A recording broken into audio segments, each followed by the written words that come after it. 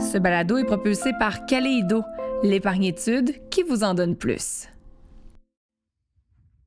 Le sommeil, on ne se le cachera pas, c'est probablement la chose que j'avais le plus envie de retrouver après la naissance de mes enfants. Au départ, je rêvais de 3 heures, 4 heures consécutives. Ensuite, une nuit complète. Coucher le bébé à 19 heures le soir et qui se réveille à 7 heures le matin. Wow, le rêve!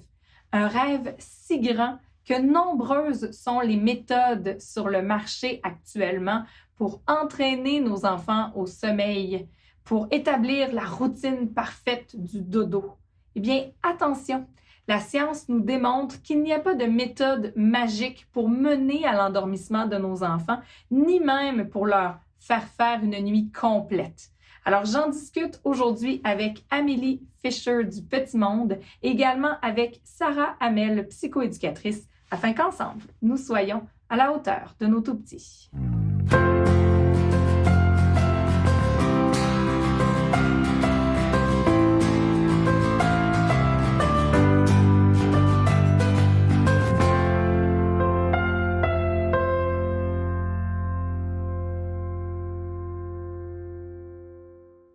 Bonjour, mesdames. Bonjour. Je suis très heureuse de vous recevoir aujourd'hui parce que d'entrée de jeu, je vous dirais au secours. Au secours en tant que maman parce que je ne sais plus trop où me vouer quant au sommeil de mes enfants. Le nombre de livres, pour vrai, lorsque je faisais la recherche pour l'émission, j'ai voulu un peu dénombrer la littérature là, sur le sujet. J'ai rapidement abandonné parce qu'il y a beaucoup de livres, beaucoup d'approches. Et très souvent, elles sont contradictoires. Lorsqu'on retourne, je trouve, un peu dans le temps, on nous parlait beaucoup. Bon, il y a eu toute la passe du 5, 10, 15 pour s'endormir. Il y a toute l'idée aussi de l'entraînement au sommeil. Mais là, je voudrais qu'on fasse le point aujourd'hui, en 2022. Vous, mesdames, dans vos approches, vous ne parlez pas du tout d'entraînement au sommeil. Pourquoi? Merci de nous recevoir d'abord. Pourquoi moi, personnellement, j'utilise pas du tout d'entraînement au sommeil? C'est parce que je considère que le sommeil, ça s'apprend pas. Je pense que tout le monde sait dormir, que les bébés savent dormir, quel que soit l'âge, en fait, les enfants aussi. C'est pas un apprentissage à effectuer. Le sommeil, c'est un lâcher-prise, c'est un état dont on a tous besoin à plein de moments pendant la nuit, pendant la journée, selon notre âge. Et c'est un état qui arrive parce qu'on se sent en sécurité. On ne peut pas plus lâcher prise que dans le sommeil. Donc, c'est particulièrement relié à la théorie de l'attachement, en fait, puis au fait d'être sécurisé beaucoup. Et c'est pour ça que, selon moi, il n'y a rien à apprendre, il n'y a pas de méthode à effectuer, il y a juste, et c'est des gros guillemets, mais à sécuriser un enfant pour qu'il soit OK pour aller se laisser aller, parce que le sommeil, c'est une grosse séparation avec ses figures d'attachement principales. Donc, évidemment, il y a des choses qui sont liées au sommeil puis à la science du sommeil qui peuvent aider le sommeil puis favoriser le sommeil, mais je pense que c'est surtout une question d'attachement, puis ça va pas mal à l'opposé de la plupart des techniques d'entraînement au sommeil, justement. Donc, j'imagine, Sarah, tu es tout à fait d'accord avec ça, mais je vous relance justement sur le fait, on l'entend beaucoup et je dois l'admettre, même moi, je l'ai entendu de mon entourage, peut-être des gens un petit peu plus âgés qui se le sont fait dire aussi. Bon, bébé, ça va, mais là, il est plus vieux, arrête de le bercer avant de s'endormir ou arrête de le coller avant le dodo, il dormira jamais tout seul. Ça vient de où un peu cette idée-là, ce mythe-là? Parce qu'on vient d'en parler, ça prend de la sécurité pour se laisser aller dans le sommeil. Exactement. La capacité d'un enfant de trouver le sommeil, de s'apaiser, c'est directement lié à son sentiment de sécurité. Puis ça, c'est une phrase que je répète à peu près 75 fois par jour. Comment ça fait pour se sécuriser un enfant? Ben, c'est par la proximité. Puis, c'est une grosse erreur de penser qu'un enfant va être gâté parce qu'on lui offre cette proximité-là. La proximité, en fait, cette connexion-là, la chaleur qu'on donne à notre enfant, c'est un besoin fondamental au même titre que le besoin de manger puis de respirer. Puis je vais faire une petite parenthèse pour l'illustrer. Il y a une étude qui a été faite en 1958 là, par Henry Harlow, qui avait fait une étude sur des singes. Puis il avait isolé des bébés singes dans une cage avec 2 types de mamans de substitution. C'était des structures là, de bois. Une qui avait de la nourriture, en fait, une bouteille de lait, puis l'autre qui était recouverte là, de couverture douce et chaleureuse, puis il y avait une petite ampoule pour rendre ça plus chaud. Puis, tout le monde s'attendait à ce que le singe passe plus de temps sur la maman de substitution qui donnait de la nourriture. Mais finalement, pas du tout. Le bébé singe passait toute sa journée collé sur la maman qui était douillette et chaleureuse. Il allait passer juste le temps de se nourrir, il allait boire un petit peu, puis il retournait passer le restant de sa journée sur la maman qui était confortable. Puis ça a ouvert la porte à toutes les études sur l'attachement, puis ça a montré que le besoin de contact, le besoin de proximité, c'est à la base de la relation parent-enfant, puis c'est un besoin vital. Un besoin essentiel, exact. Et bon, je vous partage une tranche de vie, vous me direz, peut-être que vous allez dire que notre approche n'était pas la bonne. Je suis là justement pour en prendre des trucs moi aussi, mais avec nos enfants, moi j'en ai 3, 5 ans, 3 ans, 1 an, on n'a pas de formule magique. Par contre, jadis, lorsqu'on pouvait, on voyageait beaucoup en tant que famille. Donc, on s'est dit, mon conjoint et moi, comment pouvons-nous offrir justement une certaine sécurité à l'enfant, qu'il soit dans son lit, au chalet ou en voyage. Donc, bref, chez nous, on a mis en place une routine qui est la même tous les soirs. Le bain, ensuite l'histoire en famille, ensuite chaque enfant a un moment avec les 2 parents. Nous, bon, on adore les chansons, on revient sur notre journée, peu importe. Mais bref, tout ça pour dire que ce moment de routine-là, qu'on soit dans le party de Noël ou bien peu importe, il a lieu, c'est essentiel. Et je vous dirais, bon, on a tous des mauvaises périodes, mais ça se passe généralement bien au niveau du sommeil. Est-ce que ce besoin de sécurité-là est donc comblé par la routine qui implique pas nécessairement de bercer ou autre? Je me permets de rebondir là-dessus, puis après, je te laisse aller, Amélie.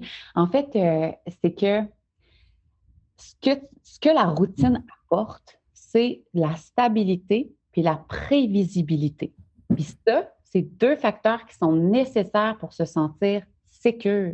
C'est très insécurisant de ne pas savoir ce qui s'en vient, quand ça change d'une fois à l'autre. Tu sais, si je te dis, là, Maggie, le mois prochain, ça se peut qu'il y ait une grève des garderies, là, puis que les garderies soient fermées pendant 5 jours. On ne sait pas quelle date. On ne connaît pas ça. On ne sait même pas qui ça va arriver, mais peut-être. Mais là, tu vas être très insécure, tu vas stresser par rapport à ça. Parce que c'est imprévisible. Mais si je te dis telle date, telle date, telle date, il y a une grève de CPE, là, c'est le même événement, c'est la même chose, mais tu sais à quoi t'attendre. Fait que parce que c'est prévisible, c'est beaucoup moins anxiogène. Fait que la prévisibilité et la stabilité, c'est 2 vitamines qu'on donne à nos enfants quotidiennement pour les sécuriser. Et puis, ce que je peux ajouter aussi par rapport à ton exemple à toi, Maggie, ce que tu nous as donné, c'est que on pense souvent au sommeil comme juste un besoin normal qu'on a tous, mais pour l'enfant, c'est vécu surtout comme une séparation. Puis la séparation de la nuit, c'est pas mal la séparation la plus ultime d'avec les parents. Peu importe à quel point on est proche ou pas, finalement, ça reste que tu dis bye-bye à tes parents. Et intégrer dans la routine ce que vous faites, par exemple, je reprends votre exemple de s'assurer que chacun a du temps avec chacun des enfants, que c'est juste combler un peu son besoin de proximité avant, puis de contact, puis d'amour avant que la séparation ait lieu pour l'aider à mieux gérer la séparation aussi. Donc, essayer de se forcer à ne pas offrir de proximité à un enfant avant le dodo ou à lui imposer des choses qui impliquent la séparation, c'est l'opposé de ce qu'on essaye de faire, justement. On veut anticiper ses besoins en créant le plus de proximité possible avant même que le dodo arrive. Et c'est pas toujours juste une question d'endormissement puis d'endormir au sein ou dans les bras ou peu importe. C'est même dès la routine que ça se joue, justement. Donc, c'est excellent, en fait, ce que vous faites. Je compare le besoin de proximité à une chaudière, la chaudière affective, OK? Puis cette chaudière-là, quand elle est remplie, bien là, l'enfant, il est good to go. Là, il est capable d'aller explorer son environnement, de jouer sans toi. Il est capable d'être autonome, entre guillemets, parce que c'est un enfant, puis il est clairement pas autonome complètement, là, mais il est capable de tolérer une séparation avec sa figure d'attachement parce que sa chaudière est remplie à ras-bord. Mais si sa chaudière n'est pas pleine, là, il va embarquer dans des comportements de recherche de remplir cette chaudière-là. Puis il va s'arranger pour coller avec sa figure d'attachement. c'est tout à fait normal. C'est important de le comprendre, ça. C'est un peu comme la faim, finalement. Tu sais, plus tu as faim, tant que tu n'as pas mangé, tu vas juste penser à ce que tu vas manger. Et puis, une fois que tu as mangé, ça y est, tu es rassasié. C'est un petit peu la même chose, finalement. Exact.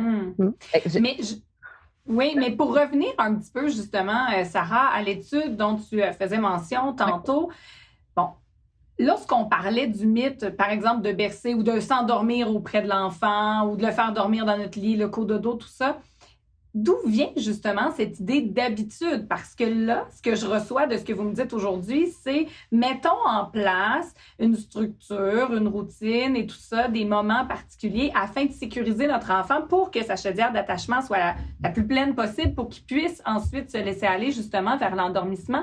Mais est-ce que les moyens qu'on met en place vont créer justement cette fameuse notion d'habitude ou c'est l'inverse? Si sa chaudière est pleine, il n'y aura pas ce besoin-là parce que lorsque les gens nous disent « tu vas le gâter », je le sais que ce qu'ils veulent au fond, bien que leurs commentaires soient maladroits, il y a une certaine notion de bienveillance, de « fais attention, tu ne veux pas être pris avec des choses qui sont mises en place qui ne correspondent plus à un moment donné à tes besoins ou à tes valeurs ». Je ne sais pas si vous comprenez ce que je veux dire. Ouais. Je comprends, mais c'est justement ça qu'on essaie beaucoup de démystifier. La notion de mauvaise habitude. En quoi c'est une mauvaise habitude de bercer ton enfant? En quoi c'est une mauvaise habitude d'offrir de la proximité à ton enfant? En quoi c'est une mauvaise habitude de montrer à ton enfant que tu es là pour répondre à ses besoins à toute heure de la nuit, n'importe quand, qu'il peut se fier sur toi n'importe quand pour n'importe quoi? Tu sais, quand tu fais ça, tu es en train de mettre la table pour quand il va être ado, qu'il va aller dans un party. Moi, j'aime bien donner cette image-là, surtout aux papas. Je leur dis, imagine, là, ta fille est dans un party, puis elle n'avait pas le droit d'aller au party, mais elle y va pareil. Puis là, rendu là, il y a un gars qui est gossant avec elle, qui l'harcèle pas mal. Mais là, elle, là, tu veux qu'elle t'appelle, tu veux qu'elle soit capable de dire, là, il est 3 heures du matin, j'ai pas le droit d'être ici. Mon père voulait pas que je sois là, mais là, je suis dans la merde. Je vais appeler papa, il va venir me chercher, il va trouver une solution. Tu veux pas qu'elle dise « faut pas que papa sache ça, il va me tuer ». Non, non, non. C'est pas ça qu'on veut. On veut que l'enfant sache qu'on est là pour eux, qu'on est là tout le temps pour eux, pour n'importe quelle raison. On est toujours là pour eux. Ouais. Le lien de confiance, il se bâtit bien avant, justement, l'adolescence ou ces moments-là. Donc, ce sont par des petits gestes quotidiens comme ça. Exactement. On est en train de mettre la table pour notre relation future avec notre enfant quand on lui montre qu'on est là pour l'aider. Tu as de la misère à t'endormir, mon coco? Bien, moi, j'en ai des solutions. Tu n'es pas tout seul là-dedans. Tes problèmes, c'est mes problèmes. On va passer à travers ensemble. Oui, puis je pense qu'il y a un gros mythe aussi qu'on passe beaucoup de temps à essayer de déconstruire, c'est que l'enfant est capable de s'auto-calmer tout seul.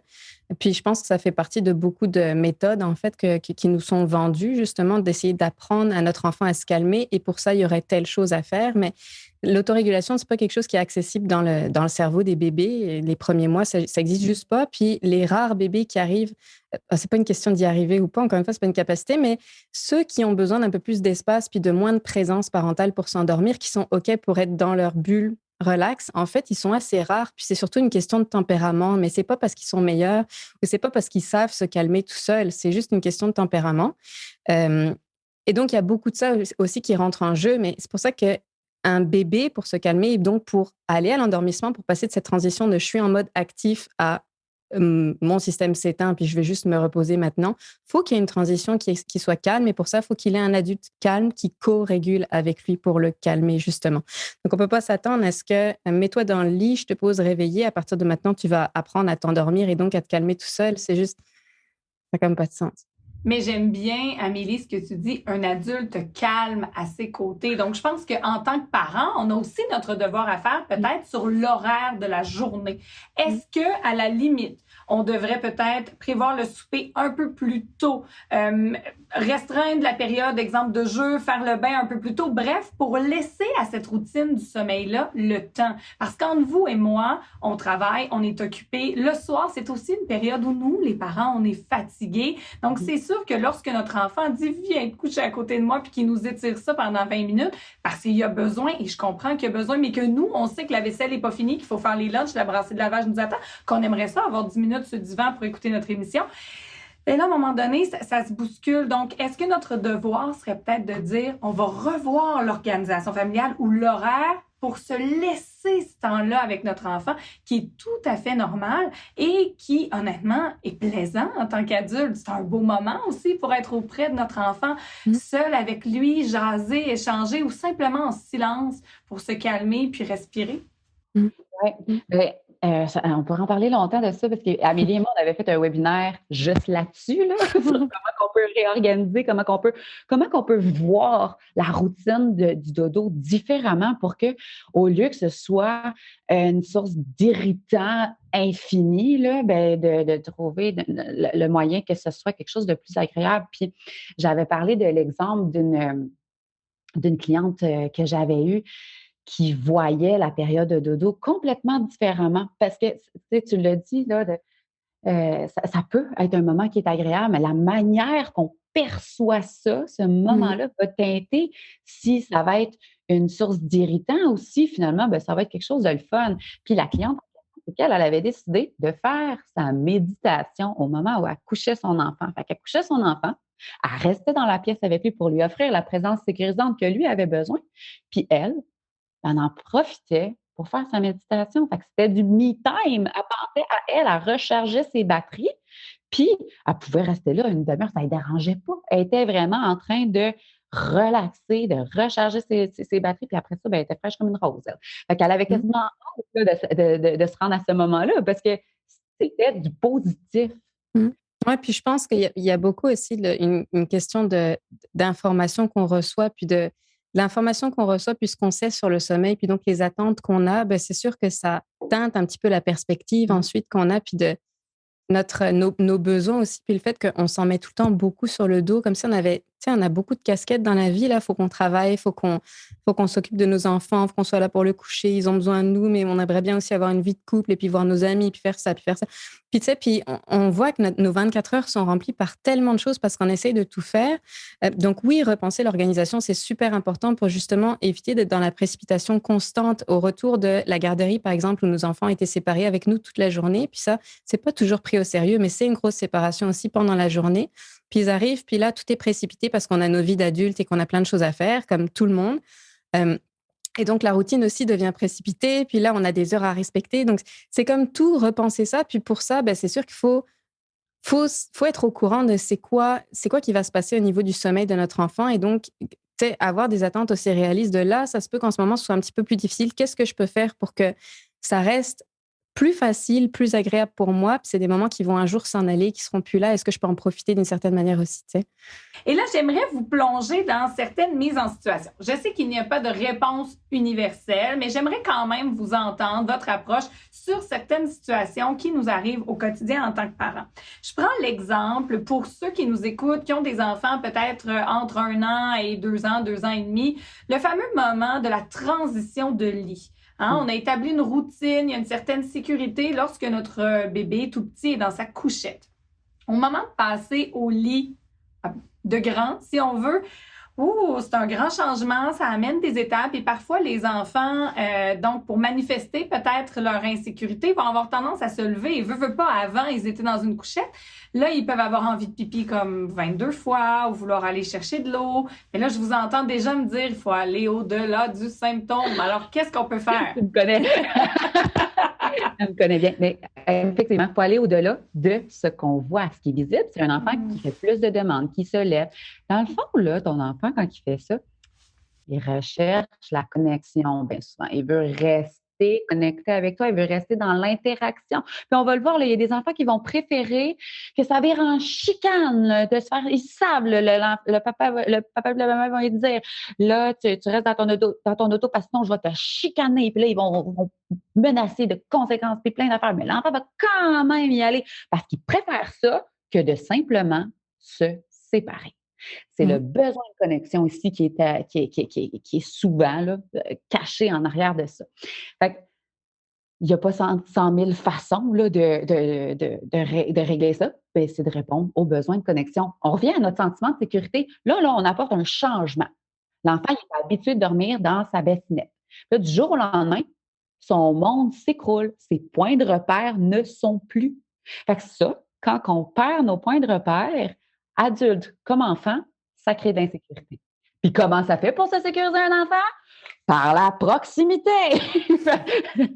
Mais justement, Amélie, j'aimerais t'entendre. Par proximité, un moyen dont on entend beaucoup parler en ce moment, c'est le fameux cododo. Autant chez les bébés que chez les tout petits, cododo, bon, soit l'enfant peut venir passer une partie de la nuit parfois après un cauchemar ou autre dans le lit des parents. Des fois, c'est les parents qui vont dans le lit des enfants. Là, certains n'aimeront pas ma question, mais quoi faire si en tant que parent, on n'est pas à l'aise avec ça? Je sais pas, on a un lit double, notre chum fait 6 pieds 2, on n'a pas de place, puis on aimerait ça comme pas avoir un torticolis toutes les nuits. On fait quoi? Ouais, c'est OK. Il y a plein de façons de faire, il y a plein de façons selon ce qui fonctionne pour la famille, selon la configuration, selon la place disponible dans l'appartement. Il y a bien des gens, tu sais. Bon, à la base, je suis éducatrice spécialisée, puis j'étais dans bien des familles qui étaient très, très, très défavorisées. Puis je peux te dire qu'il y en a des gens qui dorment juste dans une pièce avec beaucoup de personnes, puis qui n'ont pas toujours le choix. Donc, tu fais ce qui fonctionne pour toi et selon tes moyens, selon ce qui est disponible. Mais à partir du moment où il y a quelque chose qui ne fonctionne pas, c'est pas pertinent non plus de se forcer à le faire si c'est quelque chose qui nous stresse, nous. Tu sais, tu peux offrir de la proximité quand même à ton enfant. Tu pourrais, par exemple, installer un matelas par terre pour lui, puis installer un matelas à côté pour toi, puis que vous soyez dans 2 espaces séparés pareils.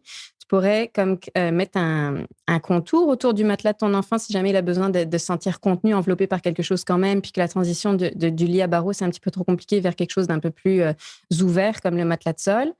Tu pourrais, tu sais, donc c'est ça, il y a plein de choses à faire. Il y en a qui décident de se lever puis de changer de pièce la nuit pareil, puis de sécuriser l'enfant parce que tu réponds systématiquement, jusqu'à ce qu'il prenne pour acquis que quand il aura besoin de quelque chose, ça va être répondu de toute façon, ce qui fait qu'il a moins besoin d'appeler. En fait, c'est ça aussi l'attachement. Et tu sais, il y a quelque chose aussi sur lequel on se concentre beaucoup, c'est qu'est-ce qui se passe là tout de suite maintenant, mais on ne se concentre pas sur le après. On n'anticipe pas les besoins avant qu'ils arrivent. C'est-à-dire que pendant la routine du dodo, tu sais, on dit bonne nuit, on lui dit qu'on l'aime. Est-ce qu'on passe du temps à lui expliquer qu'on va rêver de lui cette nuit? Est-ce qu'on passe du temps à lui dire qu'on a hâte de le retrouver le lendemain matin, de faire telle activité avec lui? Est-ce qu'on lui ouvre la porte, on lui donne une invitation en lui disant quand tu vas avoir besoin de moi cette nuit, regarde, tu sais que je vais venir te voir. Tu sais, les enfants qui viennent beaucoup visiter les parents là dans la nuit, dans leur chambre, alors qu'ils sont dans leur espace, est-ce qu'on leur ouvre la porte en leur disant, regarde, j'ai installé un matelas au sol pour toi dans ma chambre, tu peux venir quand tu veux, ou alors dès que tu vas m'appeler, je vais venir te voir, tu le sais. Est-ce que ils savent d'avance que leurs besoins vont être répondus? Tu sais, donc on est beaucoup dans le moment, mais je pense qu'il y a une question aussi d'anticipation qui est vraiment intéressante pour les aider à mieux gérer la séparation aussi, puis on ne se concentre pas assez là-dessus, j'ai l'impression. J'aime beaucoup. Et justement, est-ce qu'on pourrait dire que le tempérament de notre enfant a un impact? Parce que tantôt, on le disait, moi, j'en ai 3. Ma plus vieille, c'est une indépendante, très jeune. À 3 mois, elle dormait dans sa couchette et il n'y a pas eu d'entraînement ou de pirouette particulière. Elle dormait. Et c'est un enfant qui se lève très peu. Même, elle a 5 ans, elle va faire son pipi la nuit, elle se recouche. Elle a pas beaucoup besoin de nous à ce niveau-là. Par contre, mon deuxième, lui, il y a eu une période où toutes les nuits, pas mal toujours à la même heure, il se levait, il voulait du cododo, il venait avec nous. Bref, là, ça a diminué, la demande est moins présente. Mais tout ça pour dire que le tempérament de l'enfant, est-ce que c'est un facteur déterminant, justement, dans ses besoins au niveau nocturne? Absolument, absolument. Puis, tu dis, Maggie, là, il y a le tempérament il y a des enfants qui naissent avec une prédisposition à l'insécurité. C'est des enfants qui ont besoin d'être sécurisés davantage. Puis ces enfants-là, si on ne répond pas à leurs besoins d'être sécurisés, puis qu'on insiste, non, non, non, non, non, là, tu es capable, tu vas dormir tout seul, moi, c'est pas vrai que je vais me lever, là, ben là, on leur trace le chemin là, vers les problèmes d'anxiété plus tard. Là. Fait que c'est vraiment important de revenir aux besoins. L'enfant a besoin d'être sécurisé. Il y en a qui en ont besoin d'un peu plus, il y en a qui en ont besoin d'un peu moins. C'est comme une moyenne, cette affaire-là, mais on reste dans la courbe normale. Là, tu sais. Mais je crois que oh, excuse-moi, mais... Hein? Ben, c'est que l'un des problèmes, c'est que le discours qu'on reçoit souvent, c'est que c'est soit tu dois laisser pleurer ton bébé et faire quelque chose que tu n'as pas tellement envie de faire ou que tu n'es pas à l'aise, mais il faut le faire pour que si tu ne fais pas ce genre de choses, ça veut dire que tu vas te sacrifier. On a l'impression que c'est soit tout noir, soit tout blanc. Donc, les gens, ils n'ont pas l'impression qu'il peut y avoir des compromis. Puis, on voit aussi beaucoup d'histoires de parents qui se retrouvent avec des enfants encore dans leur lit alors qu'ils ont 5 ans, mais qui n'en peuvent plus.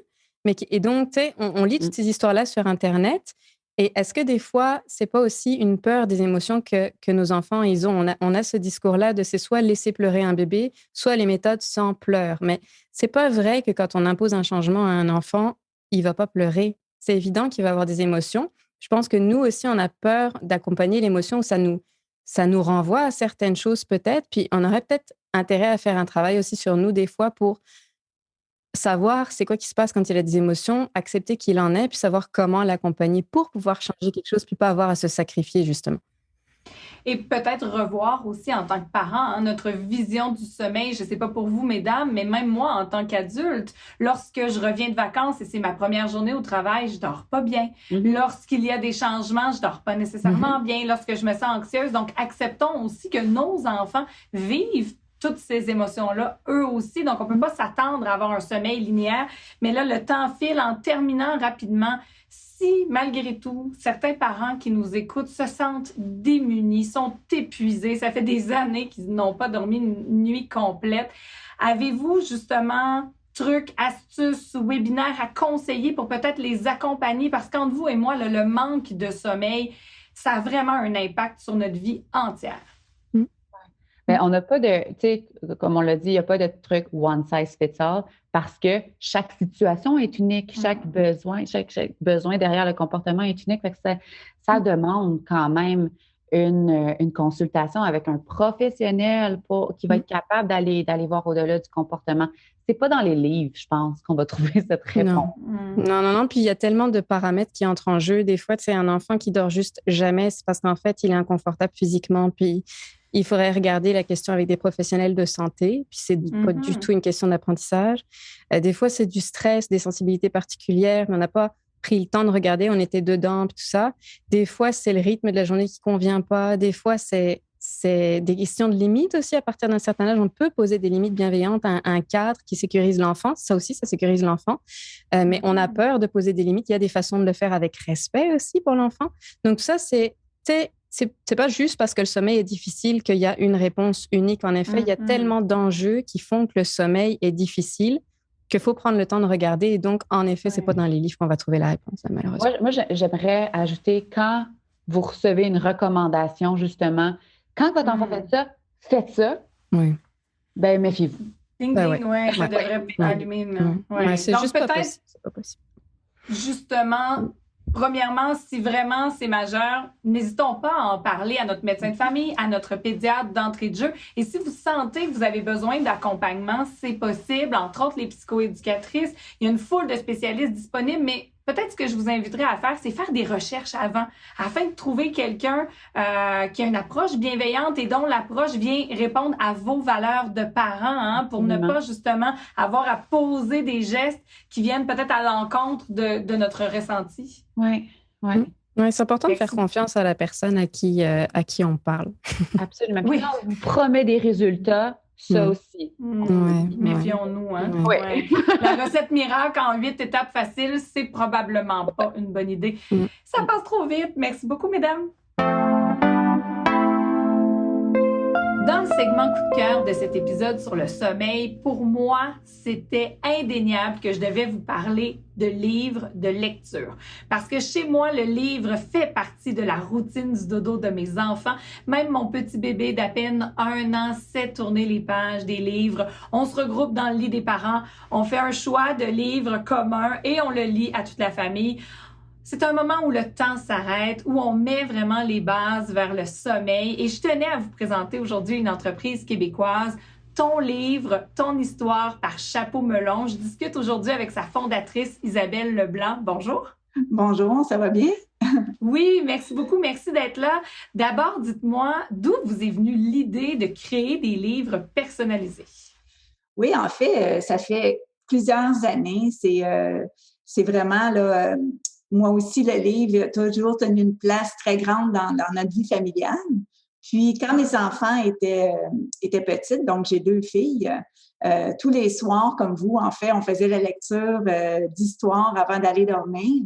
Puis, je m'amusais souvent à changer le nom des personnages des histoires pour intégrer leur nom à elles. Et puis, ça amenait une certaine magie, dans le fond, là, au cours de l'heure du conte. Puis de là m'est venue l'idée, en fait, de créer des histoires où on pourrait intégrer l'enfant qui se fait lire le conte, dans le fond, comme personnage principal. Oui, donc notre enfant se retrouve vraiment au cœur de l'histoire que vous élaborez. Mais dites-moi, vous devez avoir une équipe avec vous. Je voyais sur votre site, il existe plusieurs scénarios possibles pour notre enfant. Oui, en fait, j'ai écrit jusqu'à maintenant 12 histoires différentes. En fait, je suis seule à la barre de mon entreprise, donc je suis l'autrice des histoires, mais je travaille avec des collaborateurs externes, comme je travaille avec des illustratrices québécoises, dont Josée Tellier. Donc, c'est des femmes de très grand talent, en fait, là, qui illustrent mes histoires. Puis, c'est de cette façon-là que je réussis à créer là, plusieurs histoires sur différentes thématiques. En fait, là, j'ai des histoires fantastiques, mais j'ai aussi des histoires pour accompagner des enfants dans différentes étapes de leur vie, aussi dans les épreuves, donc comme la rentrée à la maternelle. Donc ça, c'est une étape importante pour les enfants, donc pour les préparer à la rentrée scolaire. Ça peut être aussi pour les préparer à l'arrivée d'un nouveau petit bébé dans la famille aussi. Donc ça, c'est un autre type d'histoire. Puis, j'ai bien sûr des histoires fantastiques, donc qui sont vraiment juste pour stimuler l'imaginaire des enfants. Puis, on a aussi des histoires sur le deuil. Donc ça, j'ai travaillé avec une autre autrice. Donc, pour accompagner les enfants lors de la perte d'un être cher ou d'un animal de compagnie. Comment ça fonctionne de façon concrète? On se rend sur le site web de ton livre, ton histoire par Chapeau Melon. Est-ce qu'on y inscrit des informations? Comment on peut vous nourrir afin de personnaliser le livre?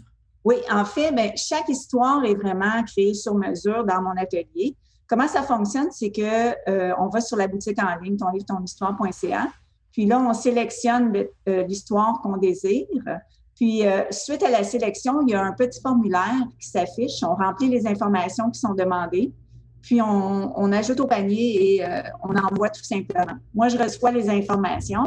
Puis, avec ça, je personnalise l'histoire avec les informations qui ont été données. Puis, ensuite, le livre est produit puis est envoyé dans la semaine suivante, en fait, par la poste.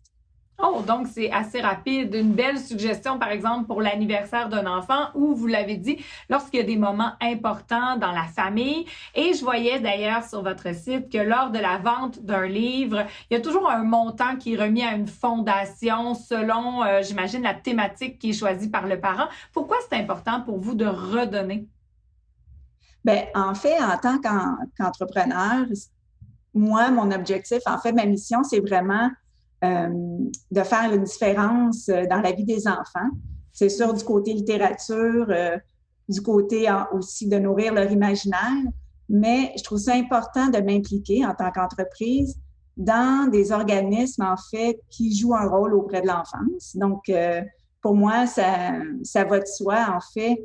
Je trouve que c'est une belle façon de redonner à la société. Puis, je m'associe à des entreprises comme, pas des entreprises, mais plutôt des organismes qui viennent en aide aux enfants, que ce soit Opération Enfant Soleil ou, dans le fond, Deuil Jeunesse. Dans le fond, je redonne un montant par livre vendu, tout dépendant là, du titre choisi, bien sûr. Et selon vous, là, pour un parent qui est à la maison, on le sait, l'offre est quand même assez importante et généreuse.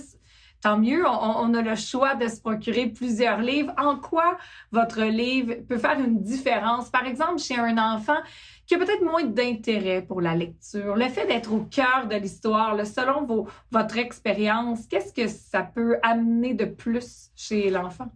Oui, bien, en fait, c'est ça, la mission de Ton livre, ton histoire, c'est de donner la piqûre de la lecture aux enfants.